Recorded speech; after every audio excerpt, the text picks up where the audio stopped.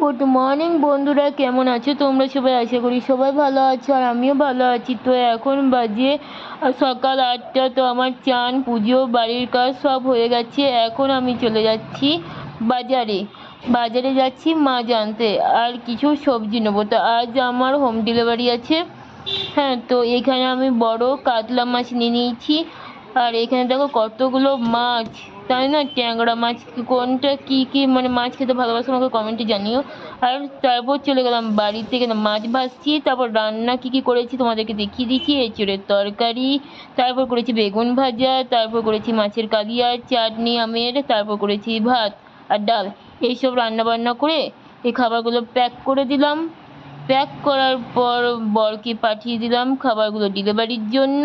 আর এখন আমি চলে এলাম আমার রুমে। আর এই গরমে এসি না চালালে থাকাই যাবে না। তারপর কিছুক্ষণ পর হাতে চলে এলো ঠান্ডা ঠান্ডা মাজা। বর আসার সময় নিয়ে এসছে মাজা। মাজা খাওয়ার পর বিকালে সন্ধে টন্ধে দিয়ে ডিনারে চলে গেলাম। কি বানালাম আজকে?